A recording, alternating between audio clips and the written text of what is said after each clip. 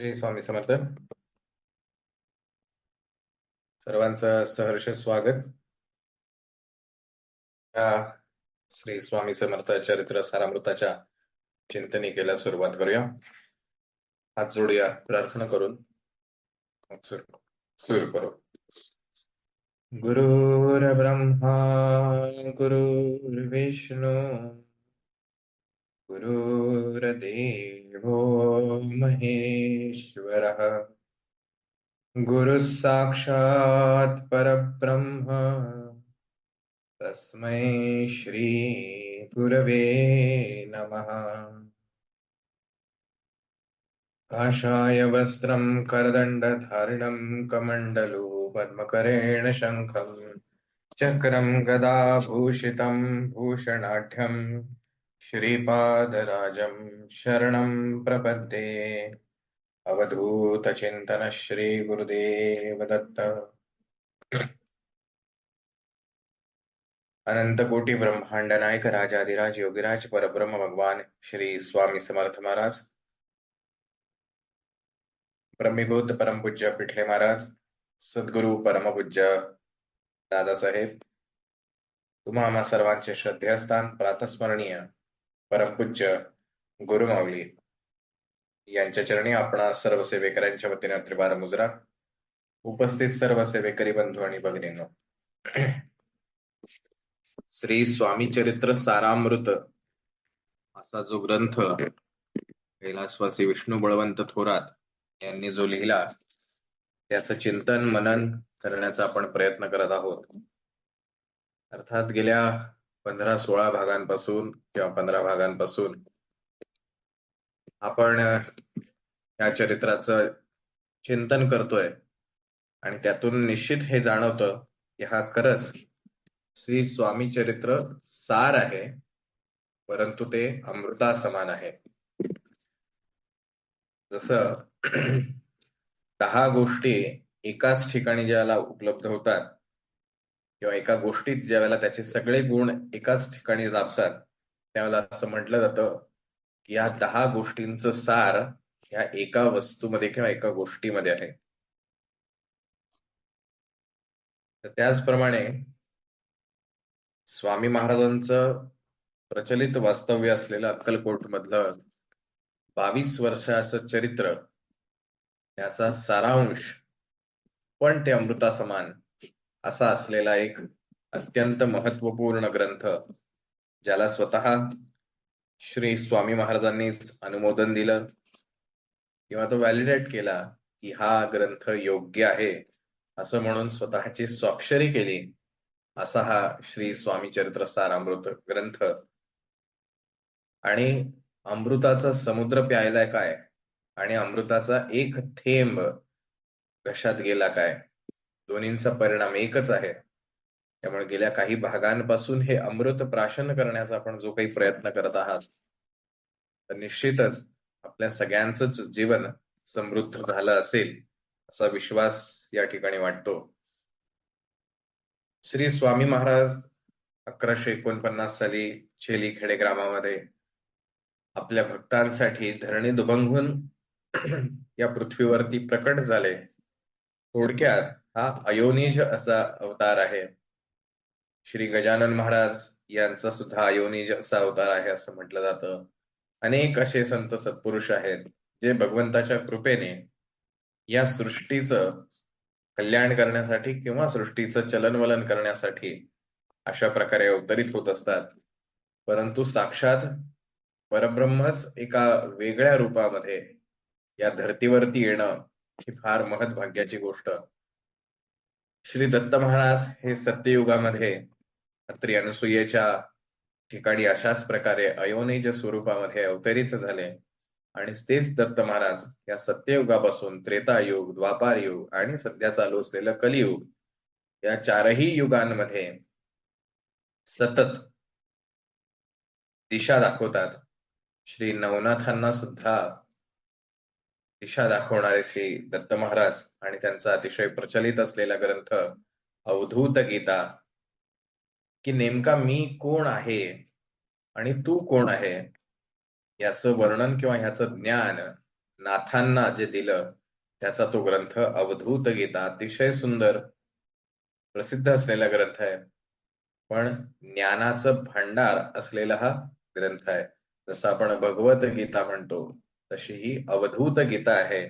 स्वतः श्री दत्तप्रभूंनी नाथांना केलेला उपदेश किंवा ज्ञान हे या गीतेमध्ये उपलब्ध आहे. तसंच श्री दत्तप्रभूंचा एक आगळं वेगळं रूप म्हणजे श्री स्वामी समर्थ महाराज.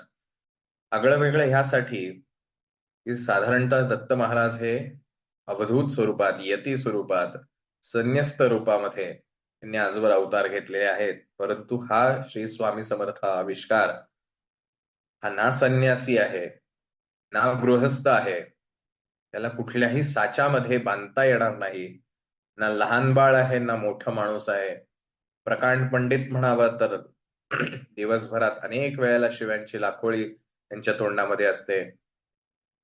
पण वेळ प्रसंगी ग्रंथांमधले, वेदांमधले गुरुच्या ज्या आहेत, ओव्या ज्या आहेत, त्या अतिशय सहजरित्या त्यांच्या मुखातूनही येतात.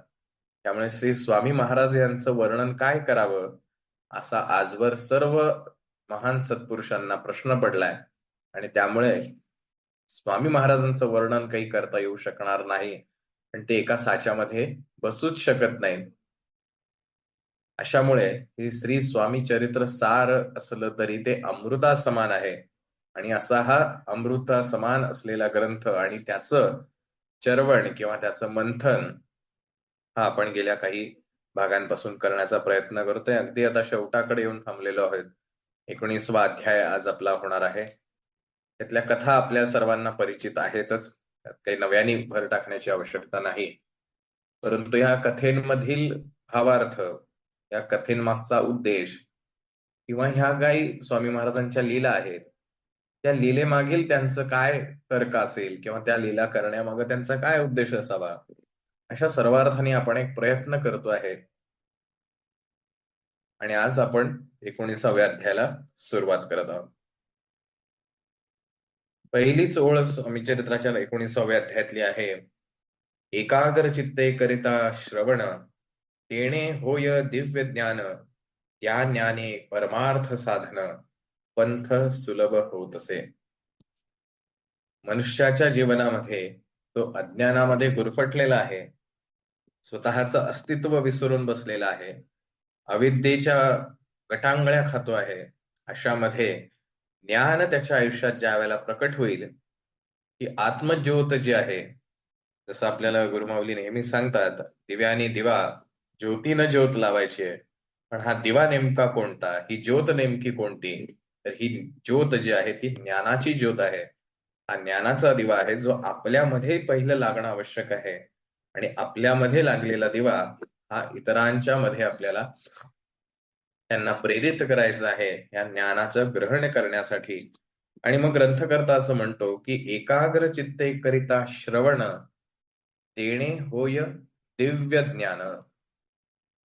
की जो कोणी अतिशय एकाग्र, एकाग्र म्हणजे काय, अग्र म्हणजे काय म्हणूया टोक, आणि एकाग्र एकाच टोकावरती लक्ष केंद्रित करून त्याला एकाग्र असं म्हणतात.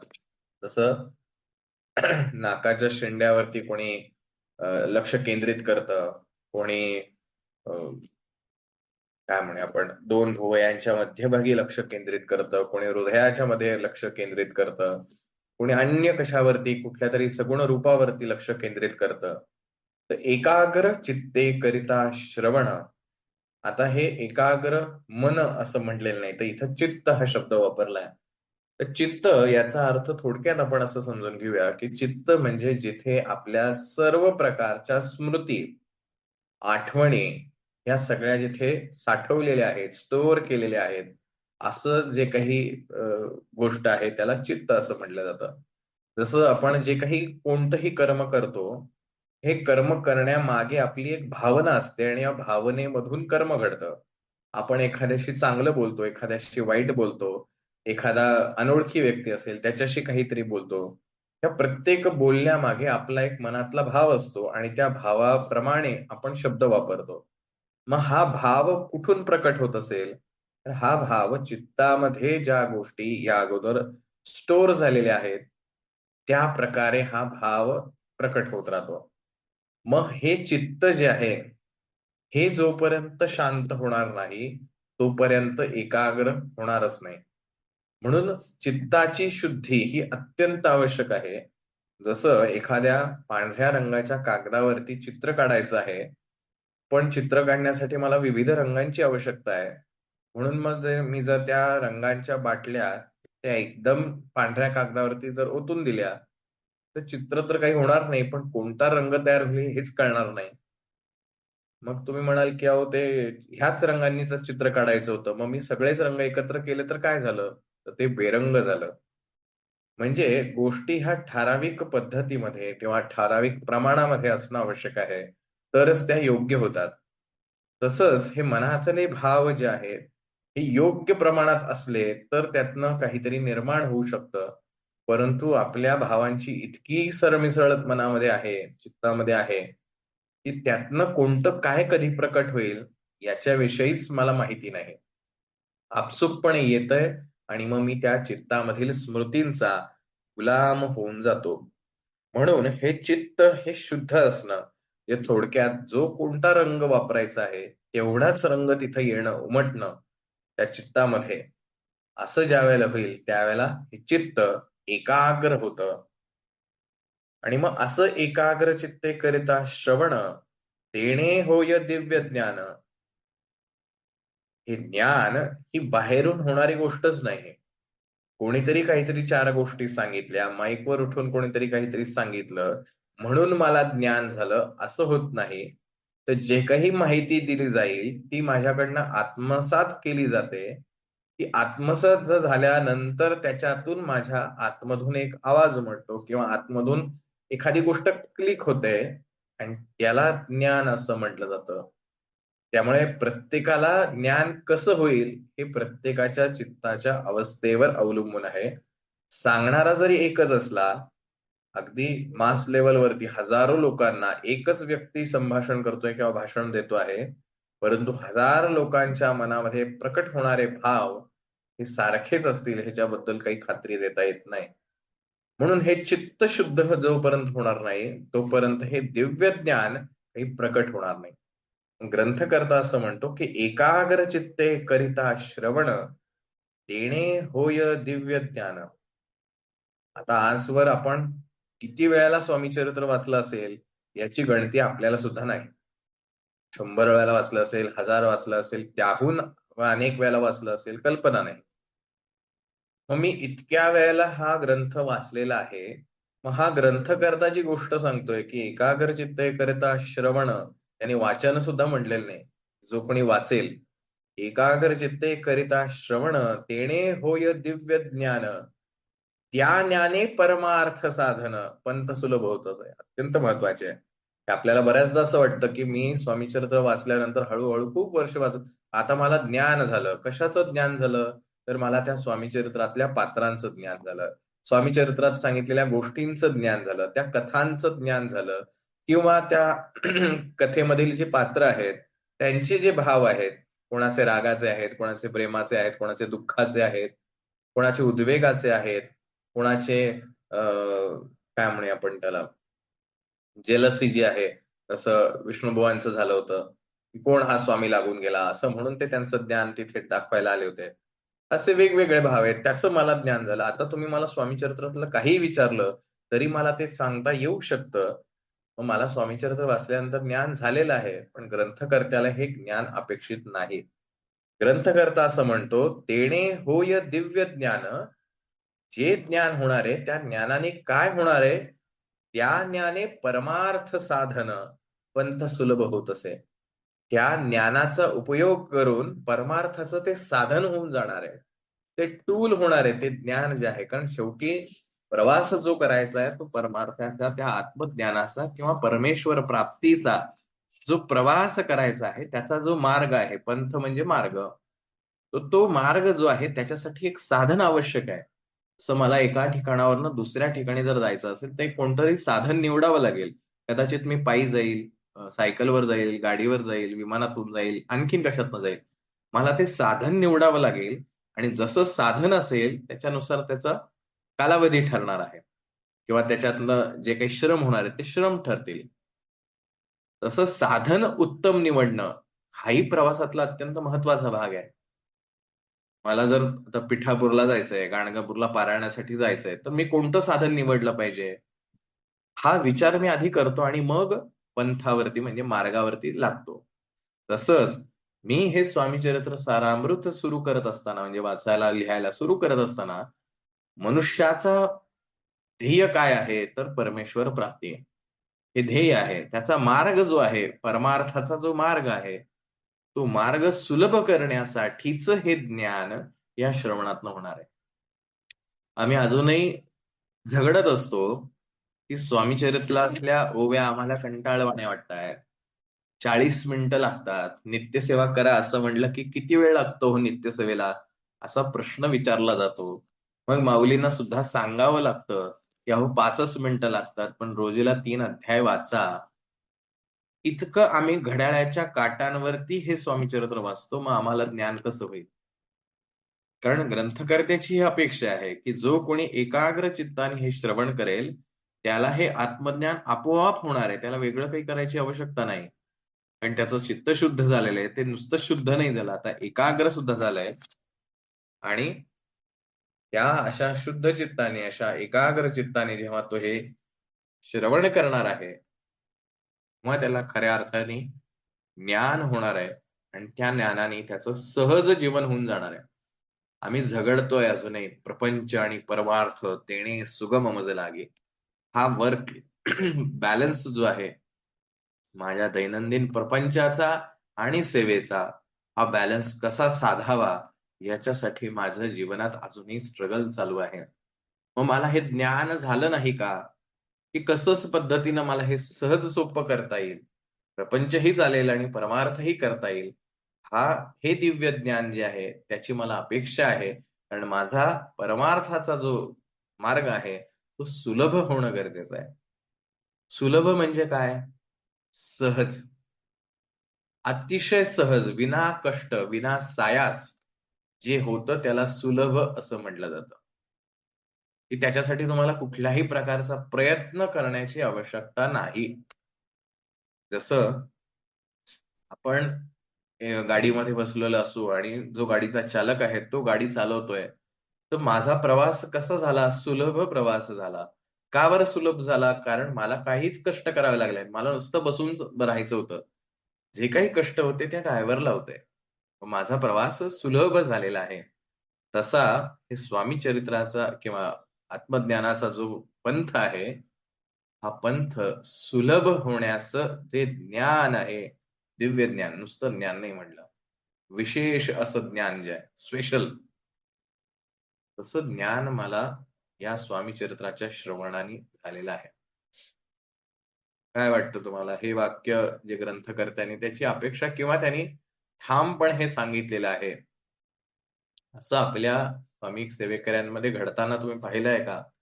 की असं हे वाचून किंवा ऐकून तो दिव्य ज्ञानी झालेला आहे. आणि मग सर्वार्थाने आपल्याला जाणवतं आणि ते ज्ञान, की आपण कुठे कमी पडतोय. ते दिव्य ज्ञान मिळवण्यासाठी जी काही क्रायटेरिया आहे, जी काही एक पात्रता आहे, योग्यता आहे, ती कमवण्यामध्ये कुठे कमी पडतो. असं काय वाटतं तुम्हाला? हे ग्रंथकर्त्यांनी असं म्हटलंय ठीक आहे. पण ते खरंच प्रत्यक्षात आपल्याला अनुभवायला मिळतंय का? स्वतःच्या बाबतीत असेल, इतरांच्या बाबतीत असेल, अन्य कोणाच्याही बाबतीत असेल.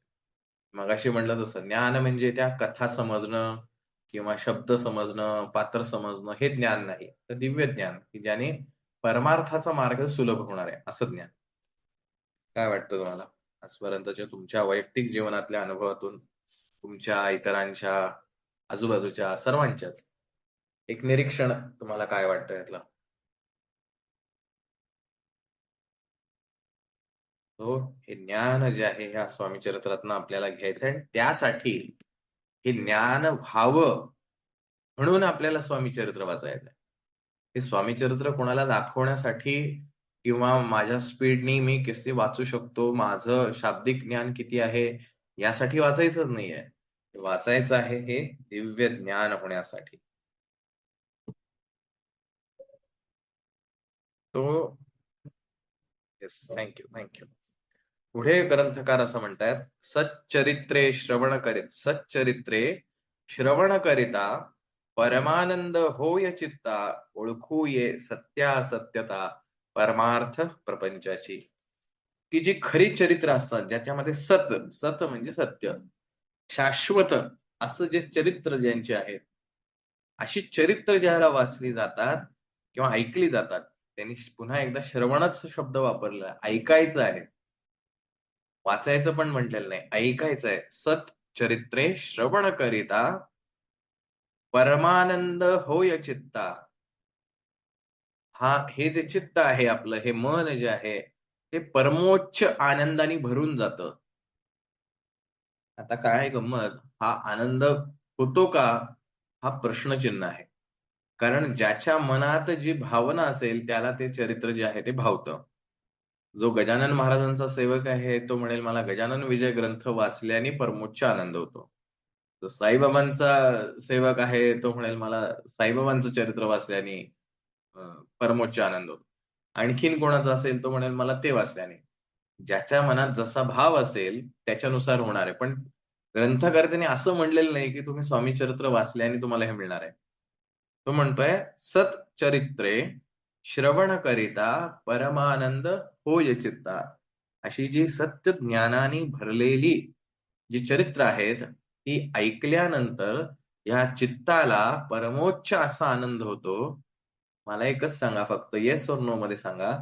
एखादी आवडती सीरियल ज्याला एखादा व्यक्ती ज्याला ती आवडतीये, अतिशय प्रिय त्याच्यासाठी ती सीरियल आहे.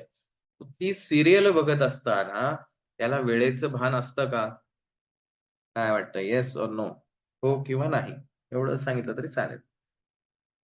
तुम्ही म्हणाल काय त्रास देताय आम्हाला? ओके. नाही, नाही, नो, नो. राइट?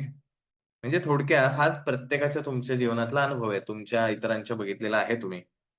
की ज्याला सीरियल अतिशय आवडते, जी कुठली सीरियल असेल ती.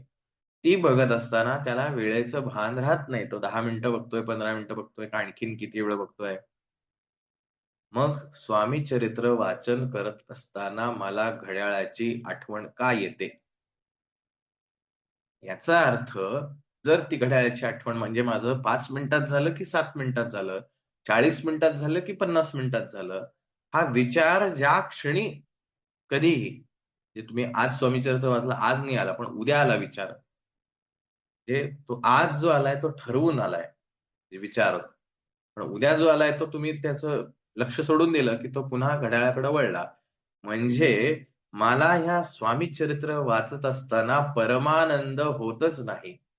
ज्यावेळेला हे स्वामींचं चरित्र वाचत असताना मला परम आनंद व्हायला लागेल, की जो अनुभवण्यासाठी माझा जीव तळमळतो आहे, असा परम आनंद ज्यावेळेला व्हायला लागेल, तेव्हाच खऱ्या अर्थाने मला असं म्हणता येईल, आत्ताशी कुठं मला स्वामींविषयी ओढ वाटायला लागलेली आहे. आता मला ते स्वामी चरित्र इतकं भावायला लागलं आहे, की मी स्वामी चरित्र वाचन करत असताना मला ही भ्रांतच उरली नाही, की घड्याळात किती वाजलेत. 11 माळी जप करताना कधी एकदा 11 संपतायत असं आपलं होतं. पण एखाद्या वेळेला असं का होत नाही? ते बऱ्याच जणांच्या बाबतीत होतही असेल, माझं काही दुमत नाही. हे सहज आहे, की श्री स्वामी समर्थ, श्री स्वामी समर्थ चालू आहे, चालू आहे, चालू आहे. मोजणं पण चालू आहे. पण कधी-कधी अशी भ्रांत पडते आणि 12 माळी होतात, 13 माळी होतात आणि मग एकदम भान येतं. अरे 13 माळी झाल्या आपल्या. मला त्या श्री स्वामी समर्थ नामामध्ये इतकी गोडी वाटायला हवी, की त्या गणना करण्याची जी माझी बुद्धी काम करतीये, त्या बुद्धीवरतीच भ्रांत पडावी. जसं कोणीतरी चेटूक करावं आणि आपल्याला अ, कशाचंच भान राहू नये, तशा प्रकारे. त्या स्वामी नामाची इतकी गुंगी चढली मला, त्या 11च्या ऐवजी कधी 12 झाल्या मला कळलं पण नाही. मी काही ठरवून केलेलं नाहीत 12. झाल्या त्या. मी खरं तर बसले होते किंवा बसलो होतो 10 मिनिटंच जप करायसाठी. कधी अर्धा तास निघून गेला मला कळलंच नाही.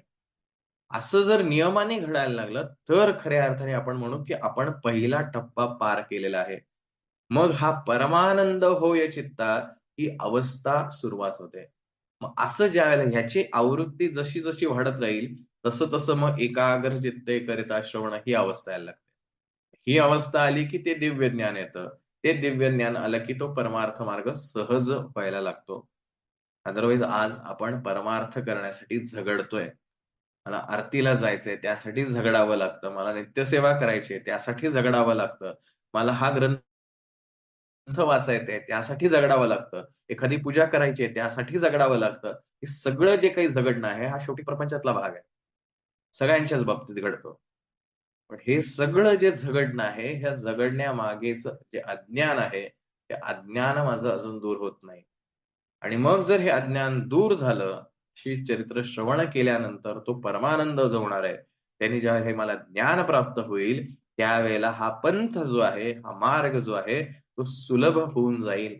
आणि हे ज्ञान जे आहे, हे परमानंद होय चित्ता, हे झाल्यावर काय होतंय, ओळखू ये सत्यास असत्यता, परमार्थ प्रपंचाची. बघा किती सुंदर, समर्पक आणि म्हणजे काय म्हणूया आपण, सारामृत का म्हणायचं याला?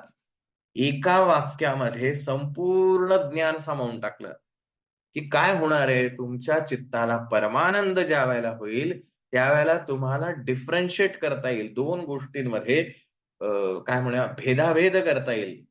दोघांमधला वेगळेपण जे आहे ते तुम्हाला ओळखायला यायला लागेल. कशामधलं दोघांमधलं? ओळखू ये सत्य आणि असत्य. सत्य काय आहे आणि असत्य काय आहे? म्हणजे कोण माणूस खरा बोलतोय आणि कोण माणूस खोटा बोलतोय अशातलं नाही. ओळखूये सत्या असत्यता परमार्थ प्रपंचाची. परमार्थ आणि प्रपंच या दोघांमध्ये सत्य काय आहे आणि असत्य काय आहे याच्यामधला भेद मला कळायला लागेल. मग आपसूक जे खरं आहे त्याच्या मागेच धावू. एकदा जर मला खूप तहान लागलेली आहे म्हणून मी त्या समोर दिसणाऱ्या पाण्याकडे धावतोय, धावतोय, धावतोय आणि जसंही मी त्या ठिकाणी गेलो, त्या क्षणी मला ते कळतं, अरे हे तर मृगजळ होतं. हे फक्त दिसत होतं, वाटत होतं मला हे पाणी, पण प्रत्यक्षात नाही. मला आता कळलं, की खरं पाणी आणि हे मृगजळ ह्यातला मधला फरक काय आहे. पुन्हा ज्यावेळेला मला अशी ज्यावेळेला गरज पडेल आणि पुन्हा जर असं मृगजळासारखं भासमान झालं मला, तर मी त्याच्यामागे धावणार नाही. कारण मला आता कळलेलं आहे, ते मृगजळ आहे. मी जर जास्ती मेहनत घेऊन तिथपर्यंत चालत गेलो, अधिक थकणार आहे. पण पाणी तर काही मला मिळणार नाही. कारण मला यापूर्वी ज्ञान झालेलं आहे, की मृगजळ म्हणजे कसं असतं, ते कसं भासलं जातं आणि प्रत्यक्षात पाणी मला कसं दिसलं जातं. ही प्रपंच आणि परमार्थातला जो भेद आहे, त्यातलं सत्य आणि असत्य हे जे ज्ञान आहे, ते मला आपसूक घडणार आहे. मग जर एकदा हे सत्य आणि असत्यातला भेद कळायला लागला, मग ओढाताण होणारच नाही. कारण खोट्यासाठी ओढाताण करण्याची कोणाची आवश्यकता नाही, कारण तेवढे कोणी मूर्ख नसतातच. आपल्याला एखादी गोष्ट कळली म्हणजे लहानपणी प्रत्येक जणाच्या आयुष्यामध्ये ही घडलेली गोष्ट आहे आणि आपण प्रत्येक जण आजही करतो. एखादं लहान बाळ असतं किंवा एखादं लहान मूल असतं, तर त्याचं कदाचित कधी लक्ष डायव्हर्ट करण्यासाठी किंवा त्याला गुंतवण्यासाठी आपण आपल्या हाताची मूठ करतो आणि त्याला म्हणतो, "हे बघ तुझ्यासाठी चॉकलेट आहे. उघड माझा हात, मग तुला चॉकलेट देतो." ते लहान मूल अतिशय आशेने, की आता आपल्याला हे चॉकलेट खायला मिळेल, असं म्हणून तो आपली बोटं जी आहेत ती उघडण्याचा पूर्ण ताकदीने प्रयत्न करतो. आणि आपणही त्याच्या ताकदीला प्रतिसाद देत असतो आणि आपला हात अलगद हळू सोडत असतो. मग एक बोट, मग दुसरं बोट, त्याच्या चेहऱ्यावरती आनंद यायला लागतो त्या बाळाच्या. येस, आता ही 2 बोटं उघडली की मला माझं चॉकलेट मिळेल. मग तिसरं बोट आणि मग चौथं बोट, मग 5वंही बोट उघडलं जातं आणि आपण म्हणतो, "अरेच्चा! कुठे गेलं चॉकलेट?" आता हे ज्यावेळेला ते बाळ छोटं आहे, त्यावेळेला त्याला हे भेद माहिती नाहीये सत्य आणि असत्यमधला. आता तो मुलगा मोठा झालाय, 4थी-5वीत गेलाय. अशा मुलासमोर तुम्ही करून बघा बरं. तो तुमचं बोट सुद्धा उघडायला येणार नाही. पण त्याला तर माहिती झालंय, हे लहानपणी ठीक होतं. आता मी हुशार झालोय. मला माहिती आहे, त्यातलं खरं काय आणि खोटं काय. ही गंमत असते फक्त. चॉकलेट नसतंच. एकदा का त्यातलं ज्ञान झालं, की त्यातलं आकर्षण संपून जातं. तसं मला एकदा का प्रपंच आणि परमार्थ ह्यातला भेद कळायला लागला, त्यातलं सत्य आणि असत्य हे कळायला लागल्यानंतर प्रपंचाचं आकर्षण राहीलच कसं? प्रपंच चालूच राहील, पण त्यातलं आकर्षण संपून जाईल ना. सगळ्या गोष्टी व्यवस्थित चालू आहेत. पण आता सत्य काय आणि असत्य काय हे दिव्य ज्ञान मला झालेलं आहे. कशाने झालंय? सच्चरित्रे श्रवण करिता परमानंद होय चित्ता. ही अवस्था आपली होतीये का? आपण नेहमी हा प्रश्न आजवर तेवढी मार्गदर्शन झाली तेव्हा नेहमी नेहमी हा सांगत आलो. आपण जी काही सेवा करतोय ती सेवा योग्य होतीये की नाही हे आपण स्वतः परीक्षण केलं पाहिजे. याची मोजपट्टी जी आहे ती मोजपट्टी ठरलेली आहे. आपण कुठून कुठपर्यंत प्रवास केला हा स्वतःला प्रश्न विचारला पाहिजे. त्याचा शोध घ्यायला हवा. अन्यथा मी मार्गात 10 वर्ष आहे.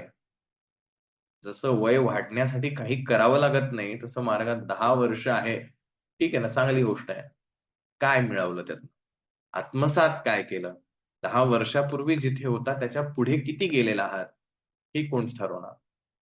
का फक्त त्या वयालाच महत्त्व द्यायचं, की 10 वर्ष आहे, मी 5 वर्ष आहे, मला हे पारायण पाठ आहे, हा ग्रंथ पाठ आहे, हे तोडगे माहिती आहेत, ते तोडगे माहिती आहेत. ह्या सगळ्यातनं काय साधलं जाणार आहे? कारण हे तोडगे-बिडगे आपण कशासाठी करतो? प्रपंचातल्या गोष्टी सुलभ व्हाव्या म्हणून. पैसा मला योग्य प्रमाणात मिळावा म्हणून मी श्रीयंत्र वापरतो. माझं शरीराचं आरोग्य उत्तम राहावं म्हणून मी एखादं यंत्र वापरतो किंवा आणखीन काय असेल. अनेक यंत्र आपण वापरतो. हे सगळं कशासाठी आहे? तर प्रपंच सुलभ व्हावा म्हणून. पण प्रपंच सुलभ झाल्यानंतर परमार्थाकडे आपली दृष्टी वळतीये का? हे अधिक महत्वाचं आहे. का मग श्रीयंत्राची मी सेवा केल्यानंतर आता माझा पगार वाढला. मग आता वाढलेल्या पगारापेक्षा मग आता कारण पगार वाढला की गरजा वाढतात. आता गरजा वाढल्या मग आणखीन पगार मोठा पाहिजे. मग मी पुन्हा श्रीयंत्राची सेवा करतोय. हे चक्र चालूच राहतंय माझं. मग ह्या परमार्थाच्या किंवा ह्या गोष्टी करून मी प्रपंच सुलभ करण्याचा प्रयत्न करतोय, पण प्रपंच सुलभ करून परमार्थाकडे जातच नाहीये. मला कधी एक वेळ सुद्धा अशी येत नाही, की आता ठीक आहे, मग आता एवढे पैसे मिळतात बास झालं मला. आता मला सेवा करायची आहे. किंवा मला आता परमार्थ करायचा आहे. असं मला जर वाटत नसेल, तर मी कितीही पैसे मिळाले तरी शेवटी रिकाम्या हाताने चालू रिकामेच हात घेऊन जाणार आहे. कोणी कुठलाही राजा, महान राजा असला तरी तो काही वरती घेऊन गेला नाही. आपण कितीही कमवलं तरी घेऊन काय जाणार आहे? पण घेऊन जायचंय ते ज्ञान. म्हणून हे सार अमृत आहे. ह्या सगळ्या अनेक गोष्टींचं एका शब्दामध्ये, एका वाक्यामध्ये जे सारांश सांगितलेलं आहे, ते अमृत आहे. बाकी कथानक तर आहेतच. कथेमधला भाग जो आहे तोही तितकाच महत्वाचा आहे.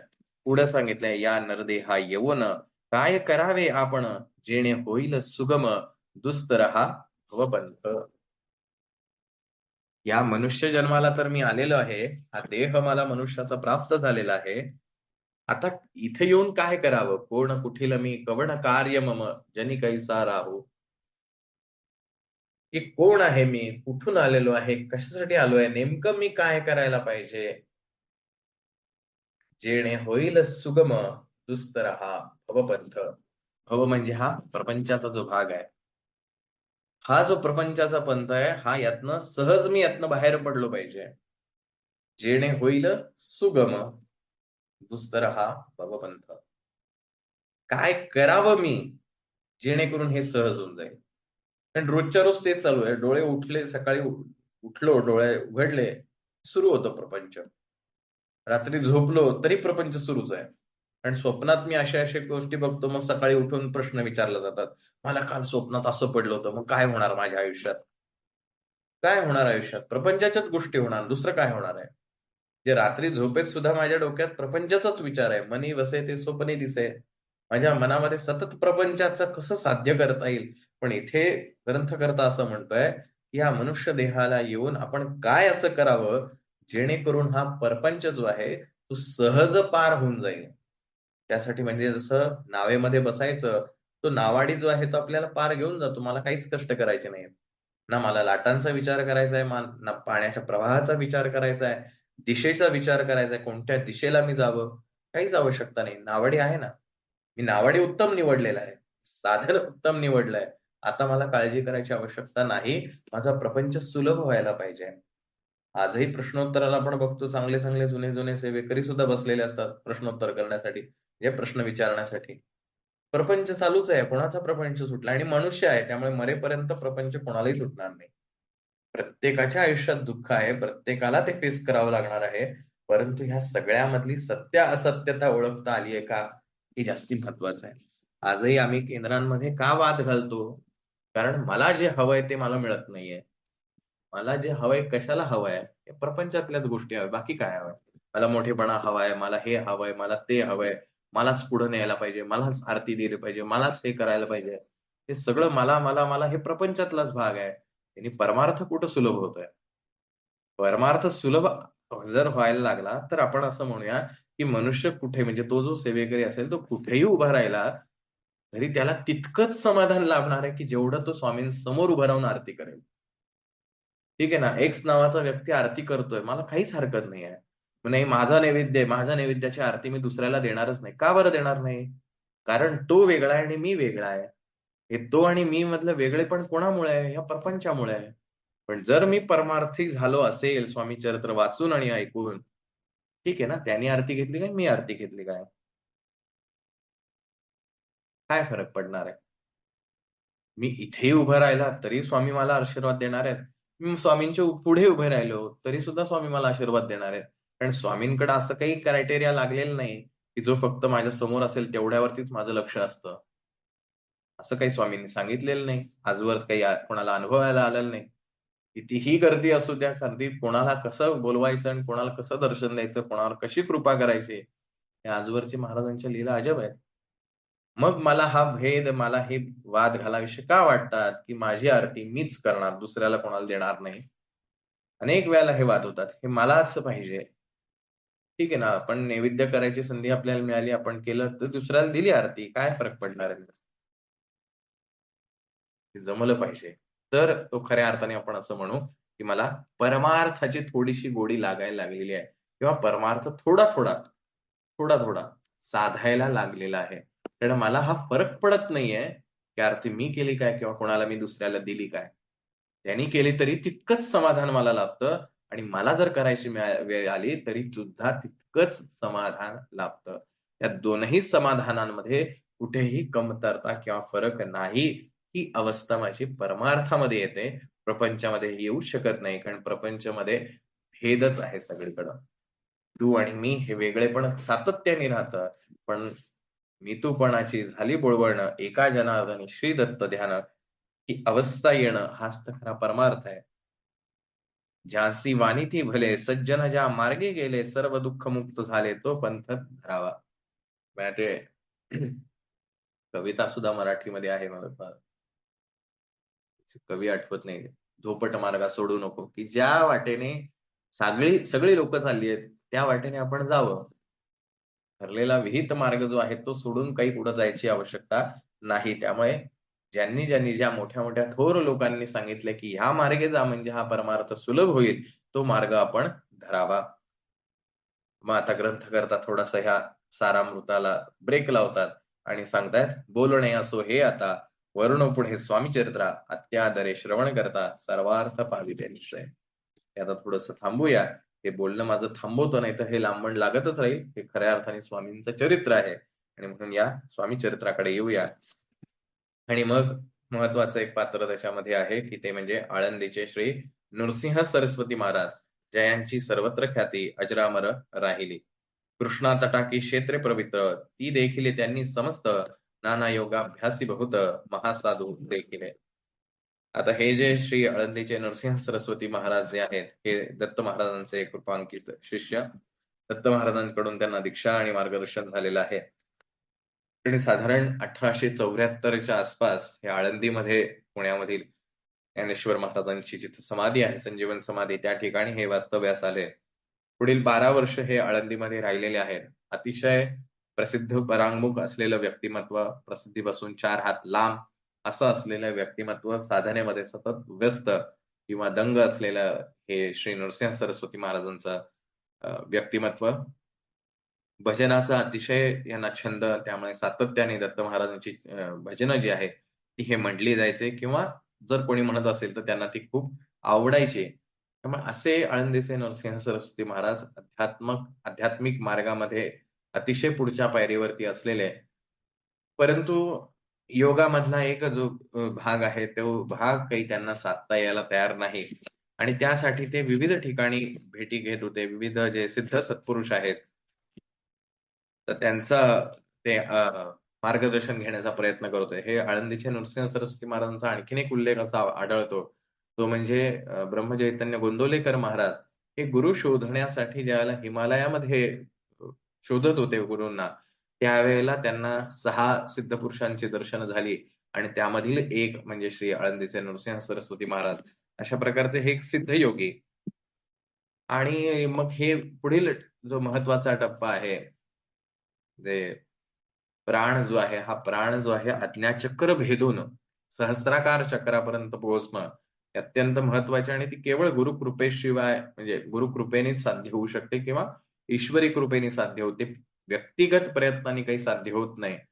म्हणून हे जे आहेत हे अनेक ठिकाणी अनेक सिद्ध सत्पुरुषांच्या ठिकाणी जात होते, की त्यांच्या मार्गदर्शनाने हे घडावं. जपी तपी संन्यासी देखिले अनेक तापसी जो सदा अरण्यवासी योगाभ्यासी बैसले. सो अनेक जणांच्याकडे ते गेलेले आहेत. वेगवेगळे त्यांनी त्यांचे गुणधर्म सांगितलेले आहेत, की कोण-कोण साधारण काय-काय गुणधर्माची जी लोकं आहेत किंवा सत्पुरुष आहेत अशांकडे हे गेलेले आहेत. पण काही केल्या काही ते साध्य व्हायला तयार नाही. मग कानी बातमी आली, की अक्कलकोटला श्री स्वामी समर्थ महाराजांनी साक्षात दत्तावतारी सत्पुरुष आहेत आणि म्हणून ते जे नरसिंह सरस्वतींच्या व्यक्तिगत जीवनामध्ये ते 2च वेळेला अक्कलकोटला आल्याचा उल्लेख आहे. त्यातली पहिली वेळ जी आहे ती या कारणासाठी ते आता अक्कलकोटला येथे झालेत. त्यांना कानावरती बातमी पडली, की असे-असे अक्कलकोटला स्वामी समर्थ या नावाने कोणी सिद्ध सत्पुरुष आहेत. हे म्हणून ते तिथं महाराजांच्या दर्शनासाठी आले. नृसिंह सरस्वती दर्शनासी येती कळले समर्थांसी जाणले त्यांच्या हृदगदा अंतरा माझी आधीच. की हे कशासाठी आलेत हे महाराजांना पक्क माहित होतं. बघा महाराज हे ज्याच्या योग्यतेनुसार त्याला ते देतात. कोणी पैसा मागण्यासाठी आला महाराजांनी पैसा दिला. कोणी संतती मागण्यासाठी आलं महाराजांनी संतती दिली. कोणी परमार्थाच्या गोष्टी करण्यासाठी आलं महाराजांनी त्याला परमार्थही दिला. आणि हे श्री नरसिंह सरस्वती महाराज यांच्यासारखे सिद्ध पुरुष जे अध्यात्मातील किंवा योगशास्त्रातील अधिक उच्च पातळी गाठण्यासाठी प्रयत्न करतायत अशांना सुद्धा महाराजांनी क्षणात हे देऊन टाकलं. सन्मुखी पाहुनी तयांना आज्ञाचक्र भेदातला एक श्लोक सत्वर म्हटला श्रवणी पडला तयांच्या. आपण वारंवार हे बघितलेलं आहे. स्वामी सुतांच्या बाबतीत आहे, दादाभावांच्या बाबतीत आहे, श्री बाळाप्पा महाराजांच्या बाबतीत बघितलेलं आहे किंवा बसप्पाच्या बाबतीत सुद्धा बघितलेलं आहे. सद्गुरूंची कृपा ही विविध मार्गाने होते. ती स्पर्शाने होते, ती नेत्रकटाक्षाने होते, ती मंत्राने होते, ती स्वप्नामध्ये होते, ती कशानेही होऊ शकते. आता ही स्वामींनी जी कृपा ह्या श्री नरसिंह सरस्वती महाराजांवर केली आहे, ती मंत्र रूपाने केलेली आहे. की महाराजांनी हे त्यांचं मनोगत जे आहे, इच्छा जी आहे, ती आधीच जाणली होती आणि जसेही ते एंटर करतायत त्या क्षणी महाराजांनी हा श्लोक अर्थात हा मंत्र म्हणून त्यांच्यावरती कृपा केली आहे आणि तो मंत्र म्हणता क्षणी हा जो वायू आहे किंवा ही जी शक्ती आहे, कुंडलिनी शक्ती योगशास्त्रात ज्याला संबोधली जाते, अशी ही कुंडलिनी आज्ञाचक्र भेदून सहस्राकार चक्रामध्ये प्रवेश करती झाली आणि ज्या क्षणी ही सहस्राकार चक्रामध्ये प्रवेश करती झाली, त्या क्षणी सारं देहभान महाराजांचं, नरसिंह सरस्वतींचं हरपलं आणि पुढील 3 दिवस महाराज त्याच अवस्थेमध्ये होते. आजूबाजूचे जे भक्तगण होते त्यांना काहीच कळायला तयार नाही, की नेमकं काय झालं. आणि मग 3 दिवसानंतर महाराज जेव्हा पुन्हा मूळ अवस्थेमध्ये आले, आता हे ह्या अवस्थेत नेमकं होतं काय? याच्यासाठी आपल्याला गीतेचा 6वा अध्याय किंवा ज्ञानेश्वरीचा 6वा अध्याय वाचला पाहिजे. हे आज्ञाचक्र भेदून ही शक्ती ज्याला सहस्त्राकार चक्रामध्ये पोहोचते आणि अर्थात ईश्वरी कृपेने किंवा गुरुकृपेने त्या क्षणी जे होतं ते अद्भुत आहे, अवर्णनीय आहे, शब्दांच्या पलीकडचं आहे. आणि अशी अवस्था यांनी अनुभवल्यानंतर ते अक्षरशः महाराजांच्या चरणावरती लोटांगण घालते झाले. स्वामी पदा भुजांवरी मस्तक ठेविले झडकरी सद्गतीत झाले अंतरी हर्षपोटी न समावे. काय सांगावी ही कथा कारण गेले काही वर्ष काही महिने ज्या एका गोष्टीचा ध्यास धरलेला आहे की ही गोष्ट घडावी पण काही केल्या ते काही व्हायला तयार नाही आणि इथे स्वामींच्या ठिकाणी पोहोचलो काय स्वामींची कृपा झाली काय आणि ती गोष्ट अनुभवल्यानंतर तो जो अविस्मरणीय अनुभव जो ती अनुभूती जी त्यांनी घेतली अक्षरशः सद्गदित झाले. काय म्हणावं? तिथं स्वामी कोण आहेत, काय आहे ह्याची कल्पना नाही. फक्त ऐकीव गोष्टीवरती इथं आले पण आता प्रत्यक्ष महाराजांचा अधिकारच त्यांनी अनुभवला. महाराज काय करू शकतात? साक्षात त्यांचे आपण शिष्य आहोत. असे श्री दत्तावतारी श्री स्वामी समर्थ महाराज. आपण फार, फार, फार भाग्यवान आहोत, की आपण श्री स्वामी समर्थ महाराजांच्या सेवेत आहोत आणि या सेवेत आपल्याला आणण्यासाठी ज्या सद्गुरु दादांनी, सद्गुरु परमपूज्य गुरुमाऊलींनी अतोनात कष्ट घेतलेले आहेत, त्यांचे ऋण आपल्यावरचे इतके आहेत. उत्तीर्ण नव्हे तव उपकारा, जरी तनु तुझ वाहू. किती जन्मांचं आपलं कल्याण झालं असेल ह्याची आपल्यालाही कल्पना नाही. त्यामुळे आपल्यावरती आपल्या गुरूंचे इतके उपकार आहेत. किती पैसे दिल्याने हे उपकार फिटेल? महाराज म्हणतात, उत्तीर्ण नव्हे तव उपकारा, जरी तनु तुझ बाहू. माझं शरीर तुला अर्पण केलं तरी सुद्धा तुझ्या उपकारातून मी मुक्त होऊ शकणार नाही. काय पैशाचं घेऊन बसायचं? आपण देणगी दिली की मी एवढी देणगी दिली 4 वेळा टिमकी वाजवत बसतो. अहो, त्यांचेच एवढे उपकार आहेत, एवढं कर्ज आहे आपल्यावरती. आपलं अख्खं शरीर जरी त्यांना वाहिलं तरी आपण त्यातनं उतराईच होऊ शकत नाही. इतके अनंत उपकार आहेत. कारण या श्री स्वामी समर्थ शक्तीशी त्यांनी आपली नाळ जोडून दिलेली आहे. अजून काय व्हायला पाहिजे? असे हे संत सद्गुरू श्री नृसिंह सरस्वती महाराजांवर महाराजांनी कृपा केली. कुठून या करीती स्तुती, धन्य धन्य हे यतिमूर्ती, केवळ परमेश्वर असती रूप घेती मानवाचे. साक्षात परब्रह्म आहेत. साक्षात ती ईश्वरी शक्ती आहे. पण केवळ नामधारी म्हणून हे रूप धारण केलेलं आहे. माझ्या मनात ज्यावेळेला हा संदेह निर्माण होतो, की समोर असलेली ही व्यक्ती स्वामी समर्थ असो, मोरे दादा असो अथवा गुरुमाऊली असो, ही व्यक्ती माझं काय कल्याण करेल? मला तर साधं त्यांचं दर्शन सुद्धा होत नाही. मला तिथले लोक मला पुढे पण जाऊन देत नाही. ते माझं काय कल्याण करणार आहेत? परी नससी देह हाची संदेह. तो देह नाहीये, ती शक्ती आहे. ज्या वेळेला मी त्या भूमीमध्ये प्रवेश केला, किंबहुना मी तर असं म्हणेल, ज्या वेळेला माझ्या मनात हा विचार उमटला, की मी त्यांच्या दर्शनाला जावं, तीच त्यांची खरी कृपा झालेली आहे. मला त्यांची प्रत्यक्ष भेट झाली काय न झाली काय, तो काही देह थोडी आहे, की मी त्यांच्या जवळ जायला पाहिजे. मी त्यांच्याशी बोललं तरच त्यांना समजणार आहे. मग त्यांना समजल्यानंतर त्यांनी जर मला सांगितलं तरच माझा प्रश्न सुटणार आहे. परी नससी देह हाची संदेह. हा देह नाही ही मनातली शंका आहे.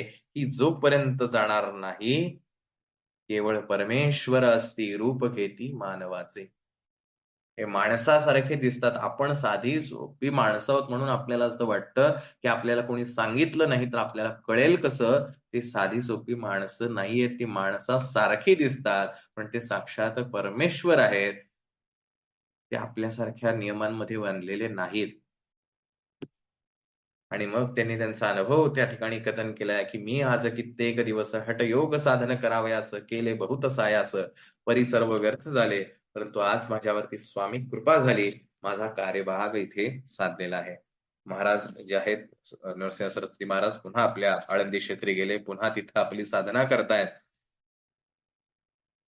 काही दिवसानंतर पुन्हा त्यांना इच्छा झाली, की आपण महाराजांच्या दर्शनात जावं. कारण एकदा ही कृपा अनुभवल्यानंतर वेड लागतं.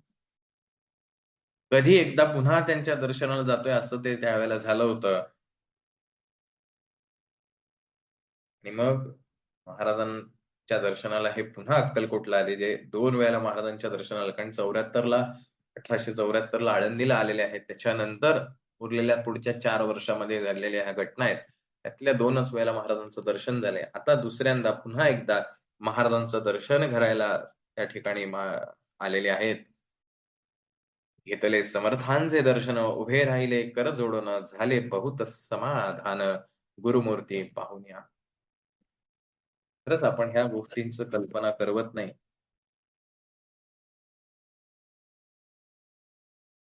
आता हे नरसिंह सरस्वती महाराज जे आहेत हे महाराजांच्या समोर पुन्हा दर्शनासाठी उभे राहिलेले आहेत.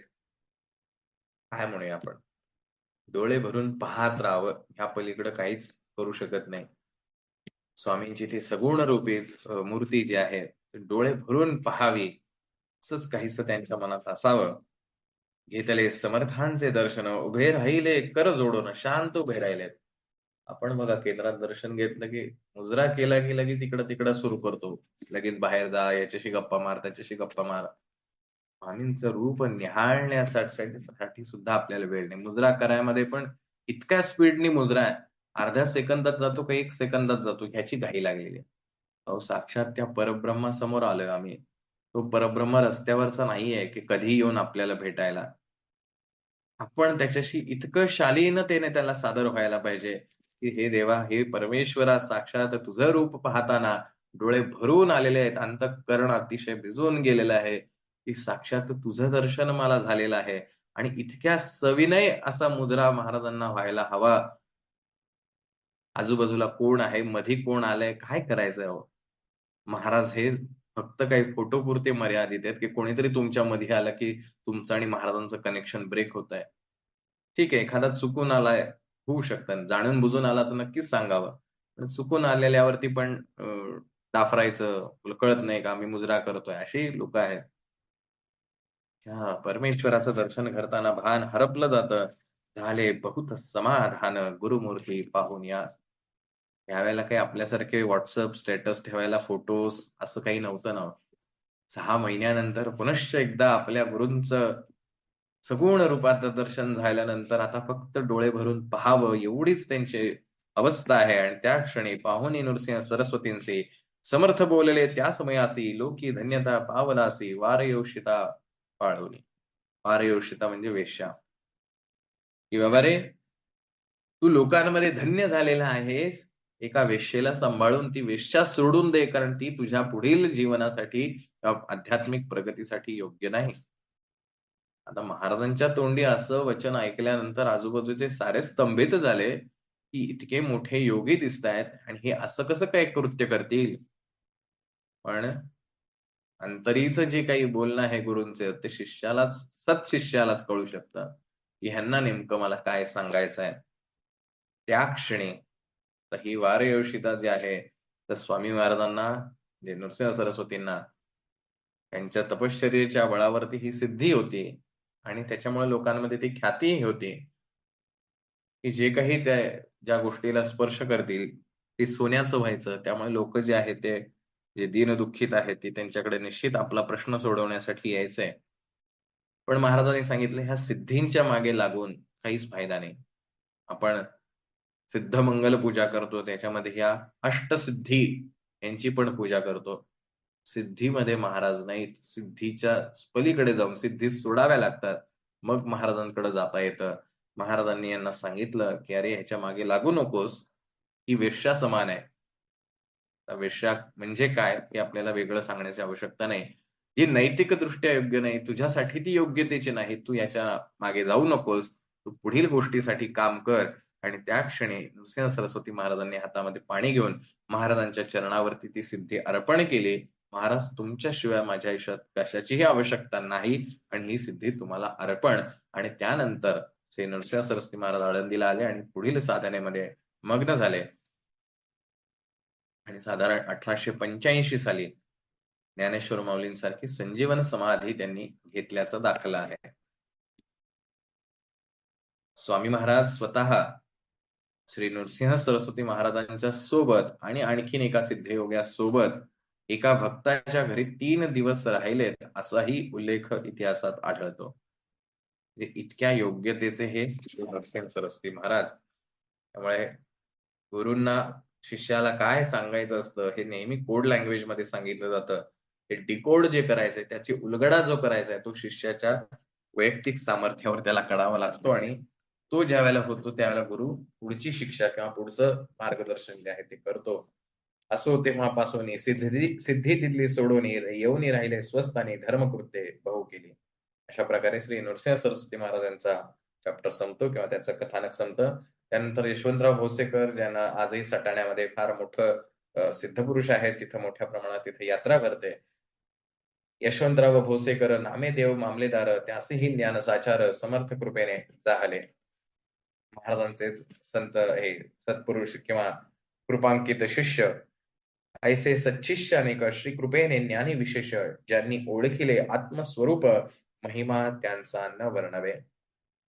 आपणा सारिखे करीते तात्काळ नाही काळ वेळा तया लागे. अशीच ही या सिद्ध पुरुषांची अवस्था आहे की महाराजांनी त्यांना सर्वस्व अर्पण करून दिलं आणि स्वतःचं आत्मस्वरूप ओळखून दिलं आणि आपल्यासारखंच त्यांना करून टाकलं. शिर्डीचे साईबाबा असो, संत श्रेष्ठ गजानन महाराज असो किंवा अनेक संत मंडळी असो, यांना स्वामींनी आपल्यासारखंच करून टाकलं. त्यांची ही महती स्वामींपेक्षा किंबहुना त्यांची जास्ती झाली. पण शेवटी जेवढा विद्यार्थी मोठा होईल तेवढं गुरूंना आनंदच होत असतो. गुरूंमध्ये कधीही त्यांच्याविषयी जेलस फील होत नाही की माझ्या शिष्याकडे कशी जास्ती गर्दी माझ्याकडेच कमी गर्दी. हा भेदभाव गुरुकडे नसतोच. हा आपल्यासारख्या सामान्य बुद्धी असलेल्या माणसांमध्ये भेद आहे. स्वामींना तर आनंदच आहे. मग स्वामींनी असे अनेक सिद्ध सत्पुरुष घडवले की ज्यांना आत्मस्वरूपाचं ज्ञान दिलं. वासुदेव फडके ब्राह्मण थोर ज्यांची प्रसिद्धी सर्वत्र इंग्रजी अंमलात अनिवार्य होऊनी बंड केले जाणे. हे वासुदेव बळवंत फडके यांना सुद्धा आपल्या इतिहासामध्ये सर्वांना परिचित आहेतच. हे दत्तभक्त होते. म्हणजे रोज नियमाने गुरुचरित्राचा एक अध्याय वाचायचाच असा त्यांचा नित्याचा नियम होता. गुरुचरित्राचा अध्याय वाचन केल्याशिवाय अन्नप्राशन करायचं नाही असा त्यांचा नित्यक्रम असायचा. असे हे दत्त संप्रदायातले साधक म्हणूया आपण त्यांना. आणि ती घटना आपल्या सगळ्यांना परिचित असेल इतिहासामधली की त्यांच्या आईला आजारपणामुळे त्या शेवटच्या घटका मोजत होत्या आणि म्हणून त्यांनी त्यांच्या साहेबाकडे परवानगी मागितली की मला रजा द्या, मला आईला भेटायला जायचंय. पण साहेबांनी काही रजा दिली नाही त्या गोऱ्या साहेबांनी. आणि पण तरी ते तसेच रजा न दिली तरी मंजूर न झाली असली तरी सुद्धा तसेच दरमजल करत आईच्या भेटीला गेले. परंतु आईचं देहावसान त्याच वेळेला झालं होतं. त्यामुळे प्रचंड राग ह्या इंग्रजांविषयी त्यांच्या मनामध्ये होता आणि मग तो राग ह्या बंडाच्या स्वरूपामध्ये प्रकट झाला. अनेक काय म्हणूया आपण क्रांतिकारकांची भाषणं ऐकून ते प्रेरित झाले आणि त्याच्यातून आपणही हे असं बंड करून इंग्रजांना ह्या देशातून घालवून टाकूया असा दृढ निश्चय करून त्यांनी सुद्धा तयारीला सुरुवात केली. आणि मग अर्थात अक्कलकोटला स्वामींच्याकडे आल्याशिवाय तर काही ही गोष्ट पूर्ण होणार नाही. कारण साक्षात दत्तावतारी आहेत, हे दत्तभक्त आहेत. म्हणून स्वामींकडनं जर मला ही तलवार आशीर्वाद स्वरूप मिळाली तर माझ्या कार्याला यश लाभेल अशी मनात इच्छा बाळगून वासुदेव बळवंत फडके जे आहेत हे महाराजांकडे आले. महाराजांच्या समोर ती तलवार ठेवली की आता स्वामींनी प्रसाद म्हणून मला ती तलवार हातात द्यावी. परंतु स्वामींनी तसं काही केलं नाही. शेजारी असलेल्या तरवडाच्या झाडावर किंवा तरटीच्या झाडावरती ती तलवार जी आहे ती ठेवून दिली किंवा टाकून दिली. थोडा वेळ वाट बघितल्यानंतर फडकेंनी ती तलवार घेतली आणि आपल्याला काही आशीर्वाद नाही असं घेऊन ते कार्याला लागले. पण आशीर्वाद नाही म्हणून काही त्यांनी कार्य थांबवलं नाही. अतिशय शूरपणे वासुदेव बळवंत फडकेंनी इंग्रजांविरुद्ध बंड केलं. इंग्रजांमध्ये दहशत होती. जसं लोकमान्य टिळकांविषयी दहशत होती तसं टिळकांच्या अगोदर फडक्यांविषयी इंग्रजांना फार दरारा होता. त्यामुळे फडक्यांना कशा प्रकारे अडकवता येईल याच्यासाठी त्यांनी बराच प्रयत्न केला. मग काही कारणास्तव त्यांना म्हणजे एका प्रसंगामध्ये त्यांना अडकवण्यात आलं पण तिथूनही ते जेलमधनं पळून गेले. पण सरतेशेवटी देहानी साथ सोडली आणि त्यांचं निधन झालं.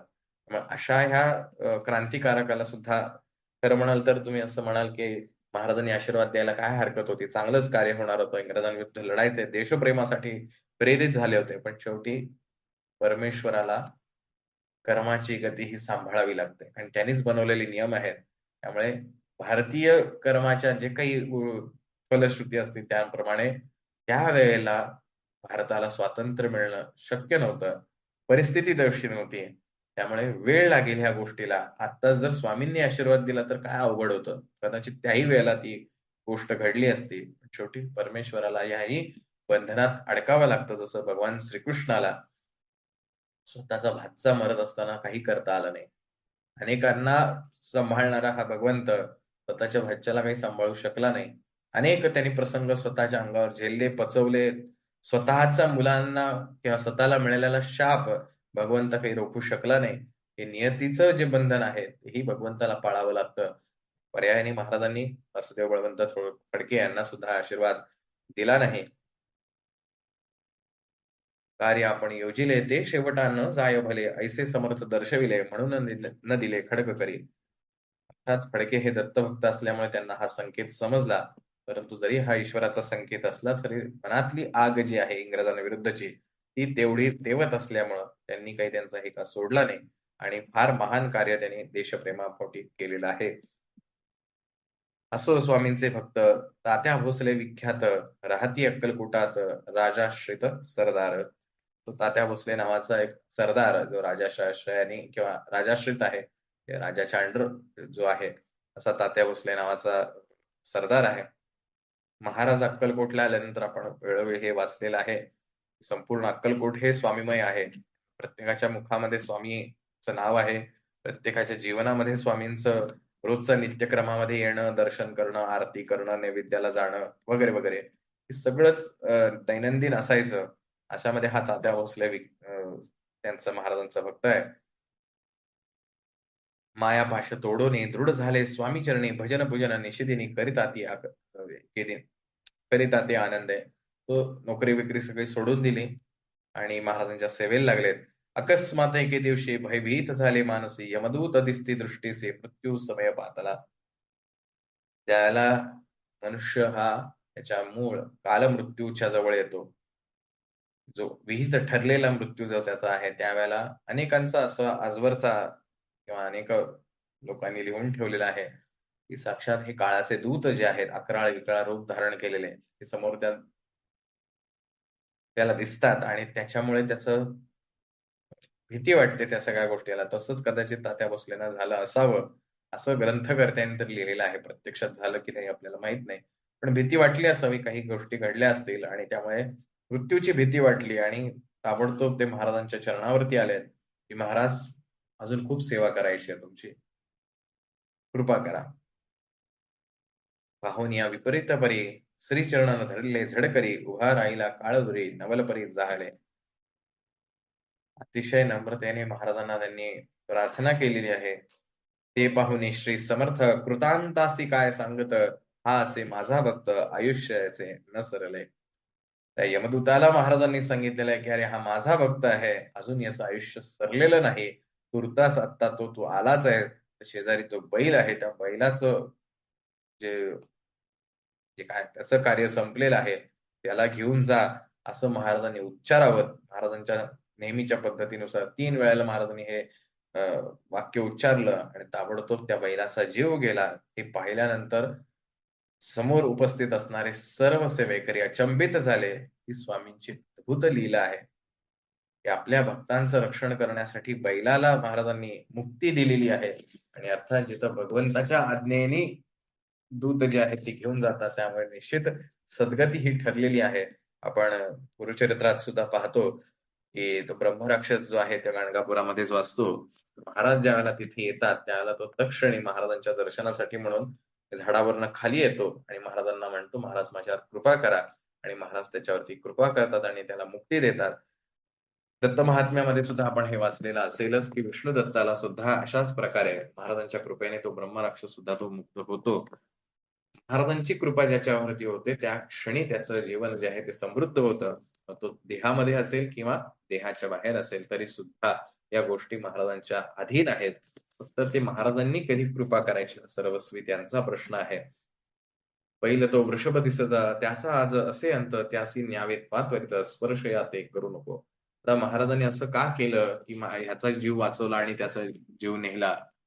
निश्चित ह्याच्या मागेही काहीतरी कारण असावं किंवा ती भक्ती महाराजांना इतक्या कळवळून केलेली प्रार्थना कदाचित महाराजांचं हृदय सद्गदित झालं असेल आणि म्हणून ही कृपा केली असेल.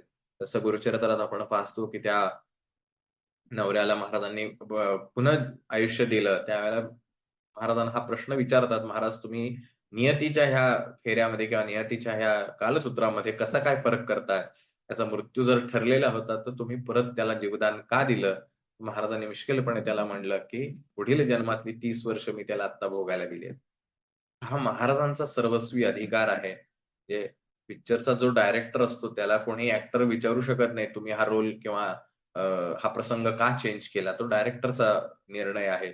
तसं ह्या संपूर्ण सृष्टीचे डायरेक्टर साक्षात तो परमेश्वर आहे.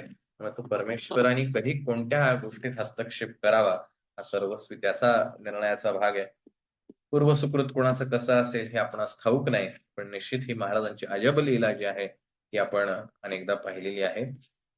आपण ज्याला सद्गुरू मोरेदादांचा स्वयंप्रकाशी ही एक चरित्रमाला पाहिली होती 7 दिवसाची. त्याच्यामध्येही हा प्रसंग आपण पाहिला होता, की सद्गुरू दादांच्या घरचा जो त्यांचा खंड्या नावाचा बैल होता.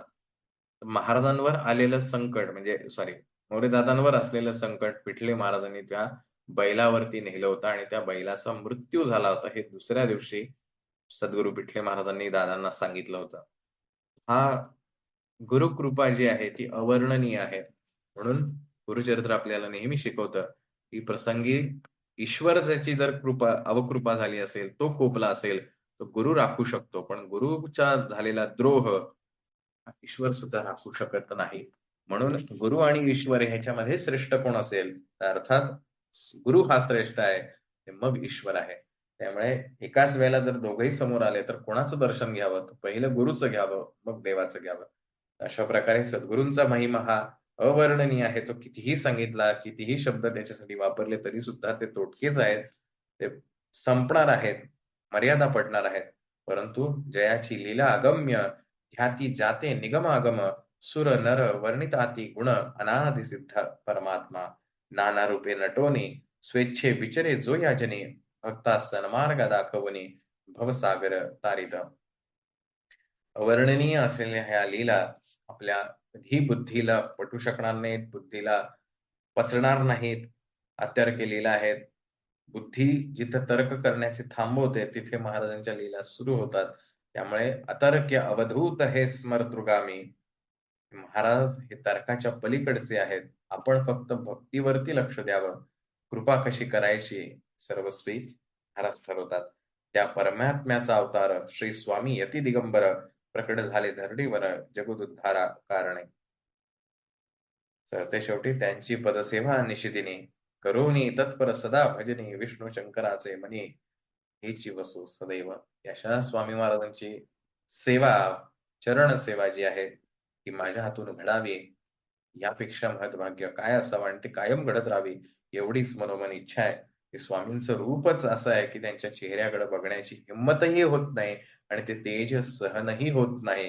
हे परमेश्वरा, हे करुणा करा, तुझे चरण कमल जे आहे तेच माझ्यासाठी महत्भाग्य आहेत. आणि म्हणून दत्त महाराजांनी आपल्या पादुका सर्वत्र ठेवलेल्या आहेत. तुम्ही या पादुकांचं दर्शन घ्या, तिथेच मी वसलेलो आहे, याच्यामध्येच तुम्हाला सर्व पावत राहील. शेवटी हे परमेश्वराचं विराट रूप आहे, ते पाहण्याची आपली पात्रता नाही. ते अर्जुनाला दिव्य दृष्टी होती, ती संजयाला दिव्य दृष्टी होती. आपण साधे भोळे बाबडी माणसं आहोत. मग आपल्याला तो परमेश्वर त्या गुरुपादुकांच्या माध्यमातून भेटतो. म्हणून पादुकांच्या चरणी लीन होऊन त्या परमेश्वराला आळवणी करावी. तो परमेश्वराची कृपा नक्कीच आपल्यावरती होत राहील. आणखीन एक संदर्भ द्यायचा मगाशी थोडासा विस्मरणात गेला, तो म्हणजे आळंदीचे नृसिंह सरस्वती महाराज.